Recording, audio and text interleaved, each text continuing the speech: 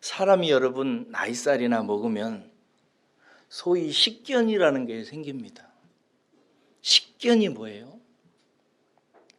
인생을 살고 경험하고 보면서 자기의 머릿속에 생각과 사상과 철학이 깃드는 것을 말해요. 사람에게는 나이가 들고 세상을 보고 인생을 경험하면서 머릿속에 어떤 체계적이고 가치관에 속한 생각들이 자리 잡기 시작합니다. 이 식견은 똑똑하다고 해서 들고 무식하다고 해서 안 들고 하는 세계가 아닙니다. 똑똑한 사람도 식견을 갖게 되고 무지하고 목매하고 어리석은 사람도 식견을 갖게 됩니다. 그래서 이렇게 갖게 된 식견을 가지고 모든 사람들은 자기의 인생을 살아가면서 무엇이 옳고 무엇이 틀렸고 무엇이 내게 유익하고 무엇이 내게 해로운지 선악간의 판단을 하면서 살아가요. 이 식견과 관련해서 여러분, 저는 사람들이 가지고 있는 오해 하나를 지적하고 싶습니다. 아마 여러분들 중에도 상당히 이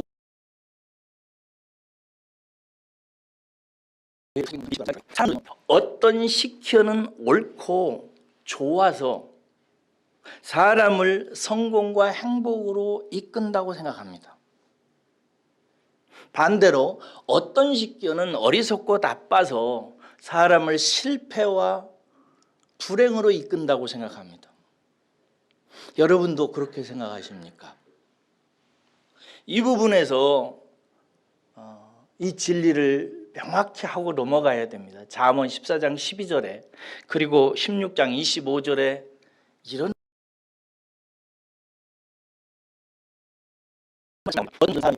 사람의 길이니라.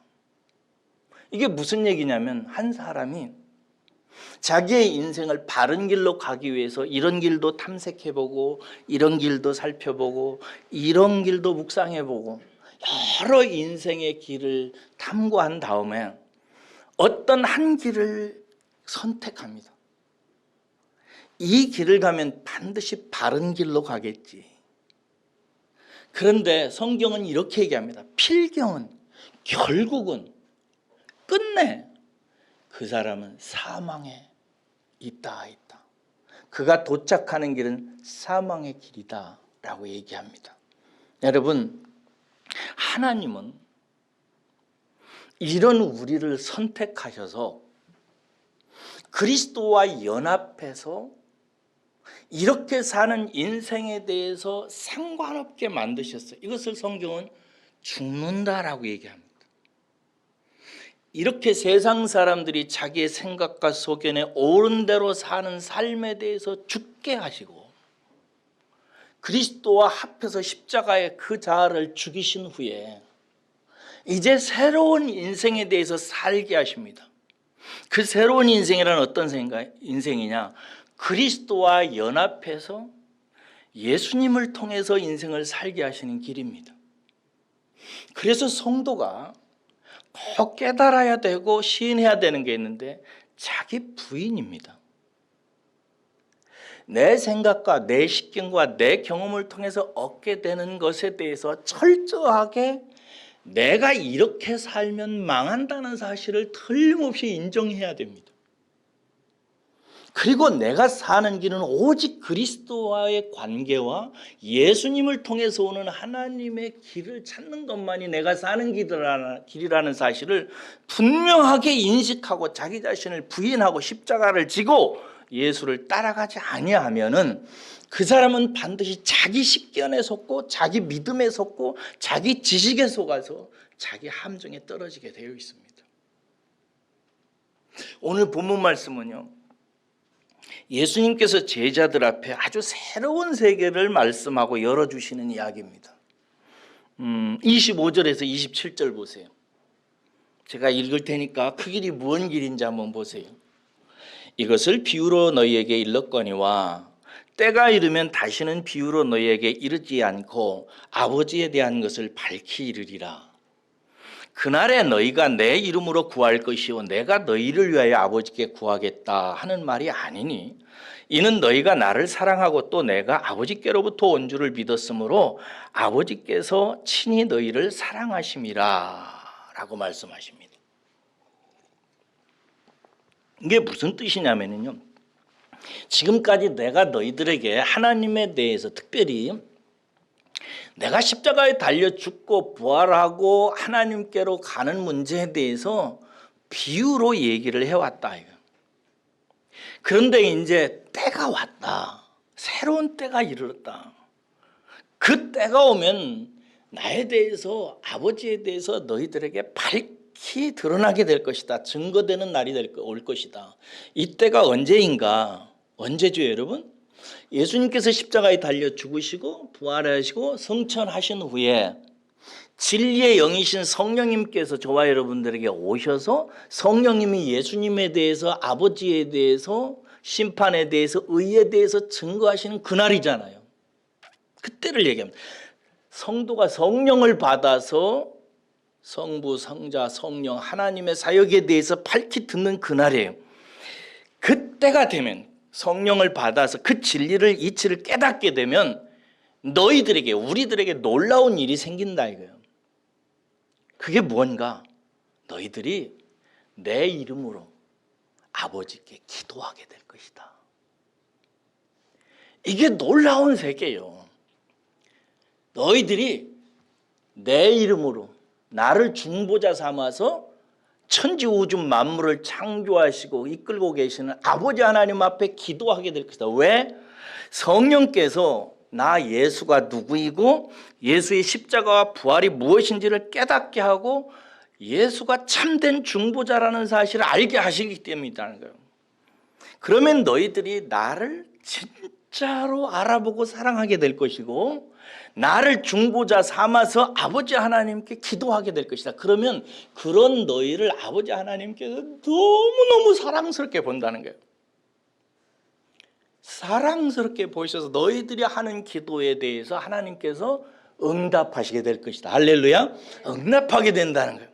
여러분, 우리는 이 진리를 이미 다 알고 있지만요, 오늘 이 아침에 이 진리를 여러분 다시 마음속에 깊이 새겨야 됩니다. 우리는 예수 그리스도의 이름을 중보자 삼아서, 중보 삼아서 아버지 하나님 앞에 기도할 수 있습니다. 그러면 아버지 하나님은 그렇게 예수님을 사랑하고 예수님의 이름으로 기도하는 우리의 기도를 진짜 기뻐하세요. 그래서 하나님께서는 응답하십니다. 여러분, 이것이 얼마나 놀랍고 신비하고 경이로운 이야기인지 오늘 아침에 다시 한번 생각하셔야 됩니다. 세상에 우리 같은 인간의 말을 천지 우주를 지으시고 이끄시고 생사화복의 주관자 되시는 아버지 하나님께서 들으신다는 거예요. 그리고 응답하신다는 것입니다. 여러분, 그러므로 저는 여러분들이 이 기도에 대해서 눈뜨시기를 주의 이름으로 축원합니다. 이게 하나님 나라로 들어가는, 하나님 나라를 보는, 하나님 나라를 경험하게 되는 성령님으로 말미암아 우리 세계에 들어오게 되는 새로운 세계입니다. 기도의 세계가. 그래서 성도가 신앙생활을 하면서 딱 바뀌어지는 시점에 대부분 언제 나타나는가? 기도해서 하나님께 응답받는 그 시점부터입니다. 이게 교회는 들락날락 하는데 하나님께 기도해서 응답받는 체험, 경험이 없는 사람은 이게 의심과 그리스도에 대한 생각과 자기 삶에 대한 의문이 멈춰지지를 않습니다. 답답한 신앙생활이에요. 그런데 하나님이 내 말을 들으신다고 하는 이 사실 앞에 어느 날 깨닫는 순간이 오게 되면 그 사람은 완전히 달라지기 시작합니다. 저는 이 축복이 여러분들에게 있으시기를 주의 이름으로 축원합니다. 기도에 따라서 하겠습니다. 기도에 목숨 걸자. 할렐루야. 기도에 목숨을 거셔야 됩니다. 저는 지금까지 부족한 인생이지만 저를 변화시킨 기도가 4번 있었습니다. 저의 인생에 뭐 그렇게 5만 번 기도 응답받았다는 사람이 누구죠?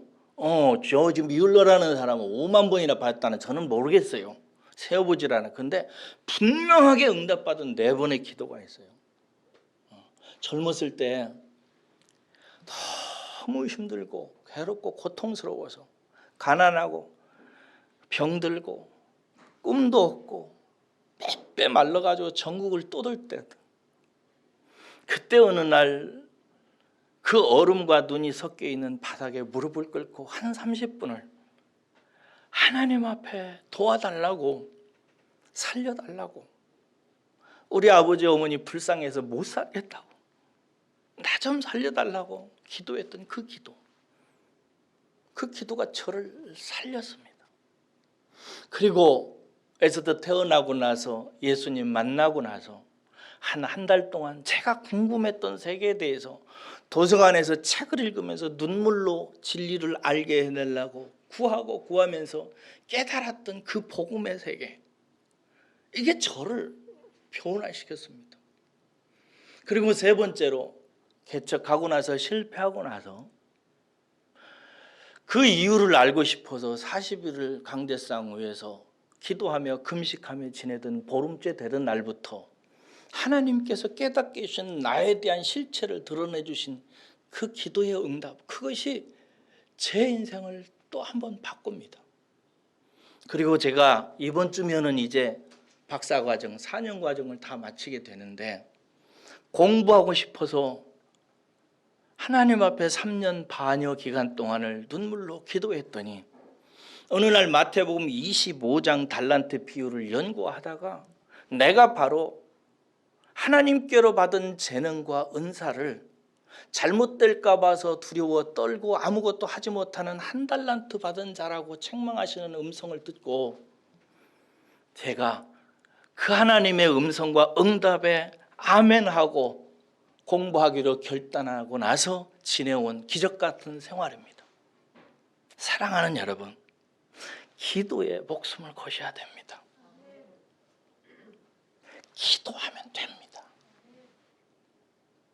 그냥 한번 어느 날 돈 주세요, 건강하게 주세요, 뭐 엉덩이 아파요, 허리 아파요, 일단 기도 몇 번 하고 중단하지 마시고 하나님이 기뻐하시는 기도에 깊이 들어가시기를, 그러면 새로운 세계가 열린다는 사실을 아무리 목회자가 말로 얘기를 해도 실제를 봐야 되는 거예요. 그렇지 않아요? 아무리 일출이 아름답다고 말을 하고 아무리 코스모스가 아름답다고 얘기하고 아무리 호랑이가 무섭다고 얘기해도 지리산 한복판에 들어가서 호랑이 한번 만나보세요. 그러면 그 전의 이야기는 이건 그냥 스토리에 불과하다는 사실을 알게 되지요. 저는 옛날에 월남전에 대한 책도 읽어보고 방송도 보고 그랬어요. 근데 그렇게 들었을 때 하나도 실감 안 나더라고요. 그런데 실제 월남전에 갔다 와가지고 죽을 고비를 넘긴 동네 형님하고 밤중에 비 오는 날 얘기 듣는데요, 살이 떨리더라고요. 직접 경험한 세계, 직접 본 세계, 이 세계가 우리를 변화시키는 것입니다. 기도하시기를 주의 이름으로 축원합니다. 어렵고 힘든다고 말하면서 왜 기도를 안 하시는지, 하나님이 나를 사랑하시는지 안 사랑하시는지 의문스럽고 괴롭다고 말하면서 왜 하나님 붙들고 인생의 승부를 걸지 않는지, 사랑하는 여러분, 기도하셔야 됩니다. 기도하면 새로운 세계가 열려요. 새로운 식견이 열립니다. 이게 있어야 이 사람의 신앙이 새로운 차원의 길이 열립니다. 기억하시기를 바랍니다. 그런데 여러분, 오늘 저는 여기서 여러분에게 이보다 더 중요한 영적인 이치에 대해서 말씀드리려고 합니다. 따라서 하겠습니다. 어떤 식견도 어떤 믿음도 영원한 반석은 아니다. 자기가 말씀을 통해서 인생의 경험을 통해서 어떤 식견을 가졌다 할지라도, 정치, 경제, 사회, 문화 전반에 대해 자기가 뭘 깨달았다가 할지라도 여러분의 인생의 반석은 아닙니다. 그리고 여러분이 신앙생활을 하면서 어떤 믿음을 가졌다고 해도 그 믿음이 여러분들을 지켜주는 것은 아닙니다. 이 부분에서 성도가 교만하면 자기 함정에 빠집니다. 28절부터 30절까지 보세요. 함께 읽을까요? 28절부터 30절까지입니다. 시작. 내가 아버지에게서 나와 세상에 왔고 다시 세상을 떠나 아버지께로 가노라 하시니 제자들이 말하되 지금은 밝히 말씀하시고 아무 비유로도 하지 아니하시니 우리가 지금에야 주께서 모든 것을 아시고 또 사람의 물음을 기다리시지 않는 줄 아나이다. 이로써 하나님께로부터 나오심을 우리가 믿사옵나이다. 아멘. 예수 그리스도의 십자가와 부활 승천 후에 열리게 되는 성령으로 말미암는 새로운 영적 세계에 대해서 주님께서 말씀하시고 나서 이제 주님이 뭐라고 말씀하세요? 이제 내가 아버지께로 왔으니까 이제 아버지께로 간다라고 말씀하세요. 그러자 제자들이 그 다음 말이 여러분 어렵습니다. 잘 들으셔야 돼요.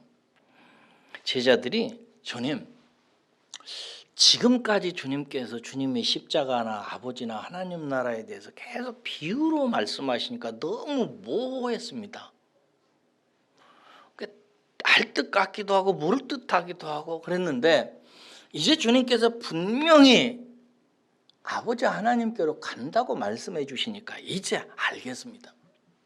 주님은 이렇게 아버지께로 나오셔서 아버지께로 다시 돌아간다고는 주님의 인생에 대해서 확실히 알고 이제 아버지께로 나온 후에 아버지께로 돌아가시는군요. 이 사실에 대해서 이제 알겠습니다. 그리고 이 사실에 대해서 사람들이 주님께 물어볼 필요조차 없다는 사실을 알겠습니다. 이 문제는 사람이 어떻게 그렇게 하느냐, 왜 그렇게 하느냐, 뭐 진짜 그렇게 되는 이렇게 해서 사람들이 질문을 하고 답을 듣고 하는 속성의 문제가 아니라는 사실을 이제 알았습니다. 주님이시니까요. 아버지께로부터 왔으니까 아버지께로 가시는 거죠. 이러한 사실이 주님이 하늘로부터 오셨다는 증거가 명확하다는 것을 이제 알았습니다. 이제 우리는 모든 것을 믿습니다. 이제 됐습니다 라고 말하는 거예요. 여러분, 이 대답이 얼마나 아름답습니까? 이 부분에 대해 틀린 게 있어요?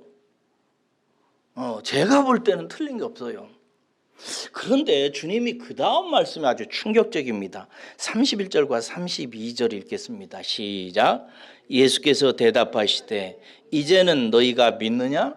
보라, 너희가 각각 제 곳으로 흩어지고 나를 혼자 둘 때가 오나니 벌써 왔도다. 예, 됐습니다. 감사합니다. 무슨 말이냐면 너희가 믿느냐? 너희가 믿는다고? 이제 분명히 알겠다고? 이제 염려할 필요가 없다고? 이런 뉘앙스예요. 보라, 그러면서 말씀하시기를 내가 십자가에 달리기 위해서 장로들에 의해서 그리고 로마군에 의해서 고난을 받게 되면 너희들은 다 뭐 한다고요? 다 흩어질 것이다. 그리고 나를 혼자 둘 것이다. 지금이 바로 그때다라고 말씀하세요. 여러분, 이 말이 무슨 뜻일까요? 내가 너희에게 이른 말로, 지금까지 너희들에게 이른 말로 너희들이 이제 새로운 식견으로 새로워졌다. 너희들이 믿음도 가지게 되었다. 이런 전제오에서 주님께서 그러나 영적으로 새롭게 열린 그 식견으로 그 믿음으로 너희들은 결코 서는 것이 아니다. 너희들은 내가 볼 때 지금 너희들은 우리는 믿습니다. 이제 됐습니다. 더 이상 질문할 것도 없습니다. 라고 말하지만 너희들은 내가 이제 곧 장로들의 고소를 받아서 로마군에 잡혀서 고난을 당하게 되면 너희들의 그 식견도 너희들의 그 고백도 너희들의 믿음도 다 무너질 것이다. 너희들은 금방 나를 향해서 부인하게 될 것이고 모른다 할 것이고 나 홀로 내버려놓고 놔주고 다 흩어질 것이다 라고 말씀하세요. 이 말씀을 하시는데 예수님께서 당신의 즉각적인 말씀으로 하지 아니하시고 이미 옛적에 하나님께서 스가랴 선지자를 통해서 예언하신 말씀으로 하세요. 여기 지금 이 스가랴 13장 7절 말씀인데 한번 찾아가 볼까요?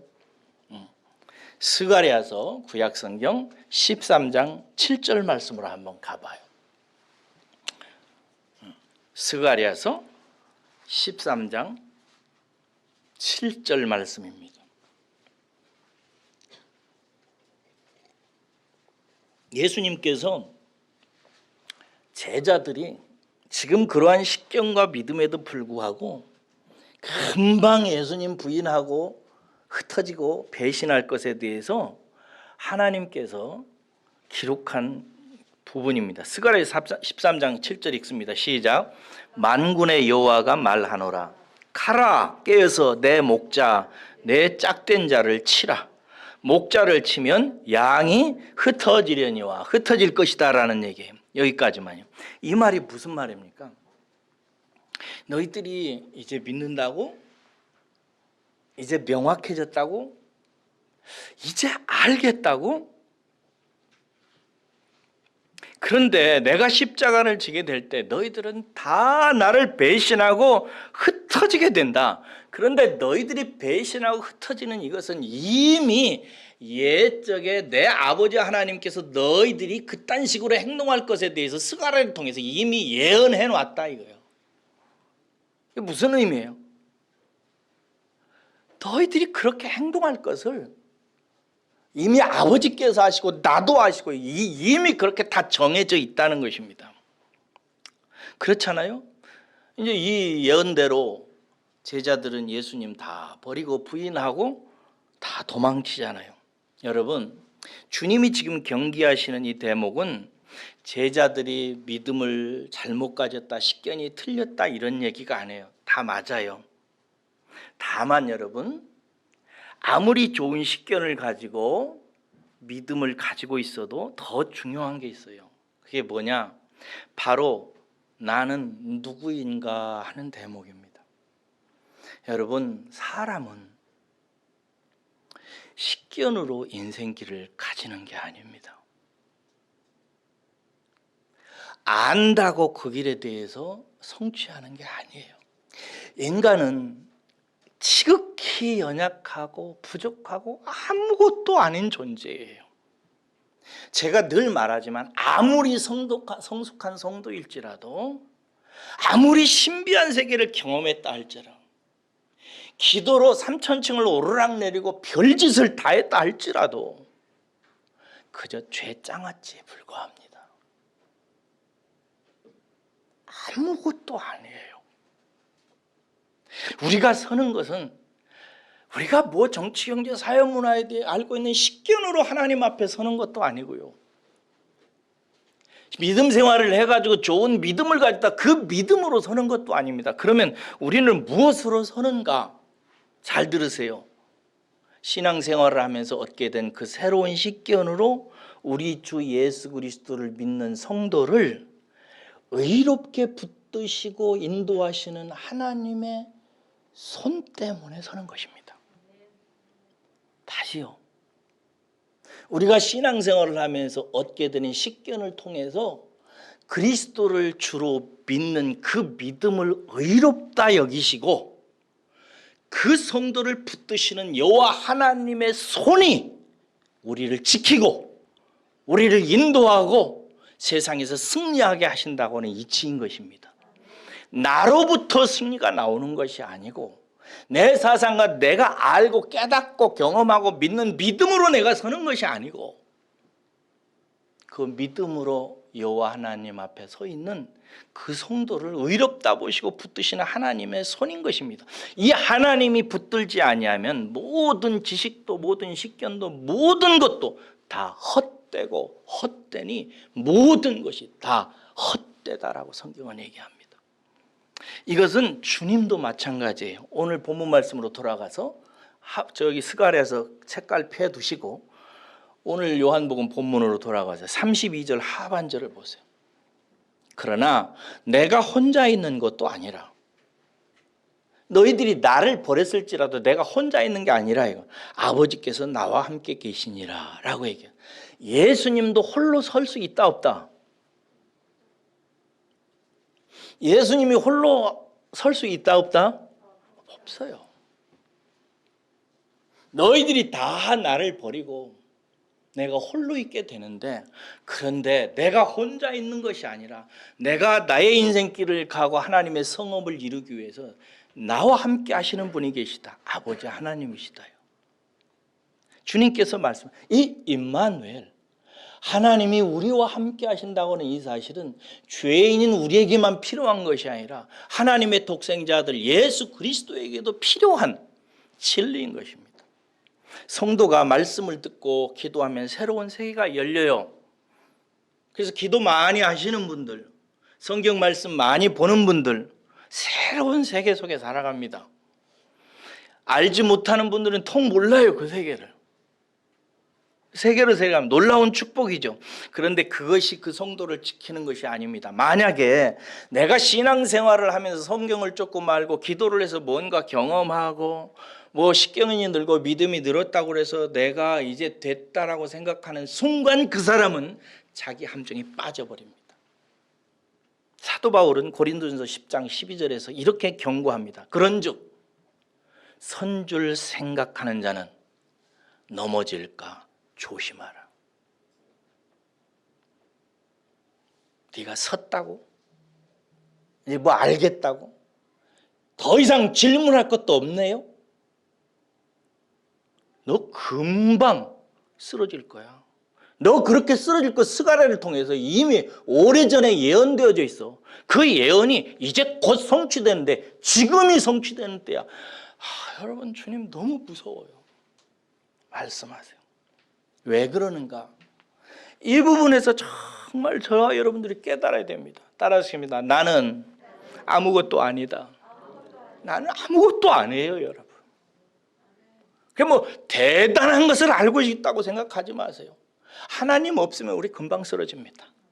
하나님 손에서 벗어나면 금방 이것을 깨달은 사람들이 되시기를 주의 이름으로 축원합니다. 스가랴에서 13장 7절로 다시 가봐요. 충격적인 표현, 나머지 표현을 읽어야 됩니다. 거기 보면 만군의 여호와가 말하노라, 칼아 깨어서 내 목자 내 짝된 자를 치라.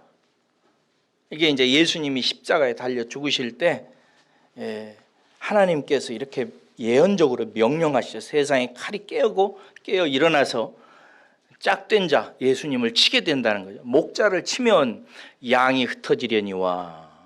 그리고 이렇게 예언을 덧붙입니다. 작은 자들을 위하여 내가 내 손을 들이우리다. 누구를 위해서? 작은 자들 위에는 내가 내 손을 들고 그들을 지키겠다는 표현입니다. 목자를 다 버리고 흩어져 버린 이 작은 자들 위에 나 여호와의 손이 함께 할 것이다라는 거예요. 그런데 여러분, 충격적인 것은 여기서 작은 자들이라고 하는 이 히브리 말은 짜르라고 하는 단어인데요. 이 단어가 무슨 뜻이냐면요, 천박한 것들, 하찮은 것들, 아무것도 아닌 것들, 이런 뜻입니다.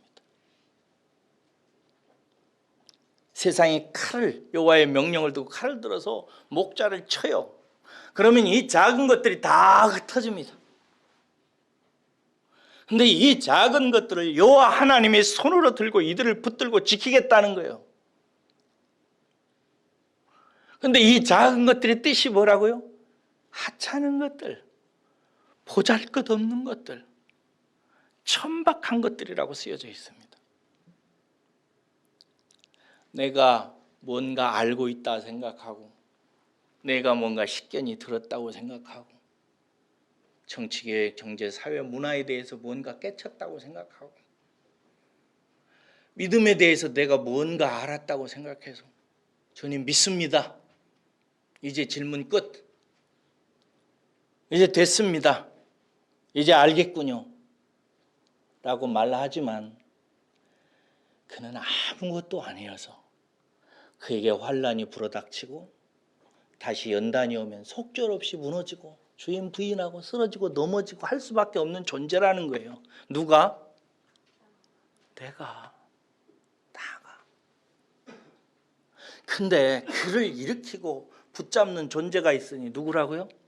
여호와 하나님의 손이 그 위에 드리워져 있다. 그들을 붙들고 있다라고 하는 거예요.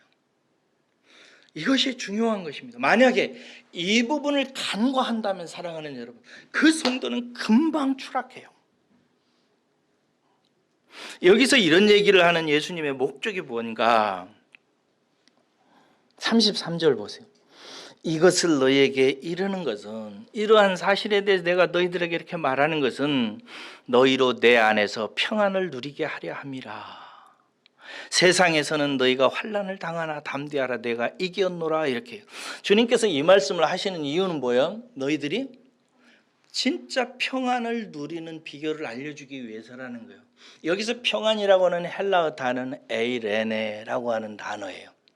이 단어는 앞에서 예수님께서 내가 너희들에게 평안을 주노니 이 평안은 세상이 주는 평안과 같지 않다 라고 말씀하셨던, 오직 하늘로부터 말미암는 하나님의 임마누엘로 말미암아 십자가 앞에서 담대하고 평안함을 누리고 있는 예수님의 그 평안을 너희들에게 알게 하기 위해서라는 거예요. 너희들이 이 세계에 들어가게 하기 위해서라는 거예요. 이 세계에 들어가기 위해서 너희들이 꼭 깨달아야 되는 겁니다. 절대 너로부터 말미암는 어떤 생각과 너로부터 시작되는 어떤 믿음과 너로부터 시작되는 어떤 세계가 너로 하여금 그 평안을 누리게 하는 것이 아니라는 거예요. 그것으로 내가 평안을 누리고 살아간다고 생각하면 그 사람은 늘 함정에 빠져요. 뭐 어디서 평안을 누리는가? 그 근거와 반석은 무엇인가? 그 다음에 나와요. 거기 앞에 나와요. 너희가 내 안에서, 누구 안에서? 예수님 안에서 평안을 누리게 하려고 한다. 나라고 하는 하잘것없고 보잘것없는 인간의 생각과 깨달음과 진리 안에서 평안을 누려지는 게 아니고 예수님 안에로부터, 예수님으로부터 들어온다 이거예요. 그게. 근데 그 예수님으로부터 말미암는 평안의 근거가 뭔가? 거기 보니까 내가 세상을 이겼노라 라고 해요. 예수님께서 세상을 이겼기 때문에, 할렐루야, 이미 예수님은 세상을 이겼어요. 그러므로 세상을 이긴 예수 그리스도 안에서 우리는 그 평안을 누리게 되는 거예요. 평안을 누리는 길은 승리하신 예수 그리스도 안에 있을 때 누리게 되는 것입니다. 저는 여러분들이 승리하신 예수 그리스도 안에 살아가시기를 주의 이름으로 축원합니다. 따라서 하겠습니다. 실력보다 관계다. 다시 한번, 실력보다 관계다. 제가 실력 얘기를 많이 하죠. 종종 성도가 실력이 있어야 된다고. 믿음의 실력도 필요합니다. 그런데요, 그렇게 좋은 실력보다 관계입니다. 신앙생활은 무엇인가? 관계입니다. 누구와의 관계? 하나님과의 관계. 좀 더 정확하게 얘기하면 예수님과의 관계입니다. 예수 안에서 살아가는 삶의 방식, 이게 신앙생활이에요. 그래서 성도가 성경을 많이 하고 어떤 영적인 체험을 하고 지식을 알고 세상에 대해 깨쳤다 할지라도 예수님과의 관계, 성령님과의 관계, 하나님과의 관계가 어설프면 그 사람은 그냥 어설픈 사람이에요. 그 사람의 마음속에는 진정한 평안이 없습니다. 자기로부터 말미암는 세계에 대해서 우리는 죽었어요. 갈라디아에서 사도 바울이 깨친 복음을 정말 잘 이해해야 됩니다. 내가 그리스도와 함께 십자가에 못 박혀 죽었나니, 죽었다고. 죽었다는 단어가 무슨 뜻이라고 그랬어요? 상관없다, 끊어졌다, 그런 뜻이라고 그래요. 내가 어떤 세계에 대해서 그리스도와 함께 십자가에 못 박혀서 끊어져 버렸어요. 죽었어요. 어떤 세계에 대해서 죽었는가? 나로 말미암는 세계에 대해서 죽었어요. 그런 적 이제는 내가 사는 게 아니라 나를 위해서 자기 몸을 버리신 그리스도를 믿는 믿음, 그것으로 산다고. 그러니까 나에 대한, 나로부터 말미암는 세계에 대해서는 내가 이제 상관없게 되었고, 내 안에서 나를 인도하고 이끄시는 그리스도와의 관계에서 내가 살아가는 신분이 되었다는 거예요. 이게 거듭난 성도예요. 근데 만약에 성도가 이 이치를 어느 순간부터 놓쳐버리고 그리스도와의 관계를 놓쳐버리고 자기 지식과 자기 경험과 자기 깨달음으로 이제 내가 섰다, 나는 괜찮아 라고 생각하는 순간 그 사람은 그냥 쓰러지는 것입니다. 그래서 신앙은 실력보다 관계가 중요합니다. 지난 일주일 동안 예수님하고 관계가 어떠셨어요? 성령님하고 좋은 관계 갖고 계세요? 네. 하나님하고 따끈따끈하세요, 요즘에? 지식 별로 없어도 괜찮습니다. 뭐 식견 그딴 거 별로 그렇게 중요하기는 하지만 그렇게 결정적이지 않습니다. 그러나 예수님과의 따끈따끈한 관계, 성령님과의 긴밀한 교제, 하나님과의 사랑이 끓는 마음, 이런 것들이 우리를 살리는 것입니다. 만약에 어떤 성도가 신앙생활을 오래 해서 교회가 어떻게 돌아가는지는 뻔히 다 알아. 성경 말씀의 뜻도 많이 알아. 뭐 목사님의 설교가 수준이 있네 없네 다 판단할 수 좋아요. 다 실력 좋은 것들이에요. 그러나 그 모든 식견과 지식과 경륜을 다 가지고 있으나 하나님과의 관계가 미직지근하고 기도도 하지 않고 식어져 있고 그런 상태면 그 사람은 이미 함정에, 자기 지식의 함정에 빠져 있는 거예요. 신앙은 관계입니다. 거듭났다는 것은 옛날의 관계로부터 상관없어지고 하나님의 경륜으로 말미암아 새로운 관계가 만들어졌다는 것을 말해요. 거듭난 사람은 옛 관계, 나로부터 말미암는 세계에 대해서 끊고 예수 그리스도로부터 열리게 되는 세계 속에 들어가서 그분과 교제하고 그분의 말씀을 듣고 그분께 찬양하고 교제하면서 살아가는 삶이에요. 그 삶이 그 사람을 지킵니다. 그냥 지식으로 살면 금방 쓰러집니다. 일제가 우리나라 침범해서 일본 왕에게 요배하라고 했을 때 한국 기독교가 그냥 다 쓰러졌습니다. 지식이 없어서요?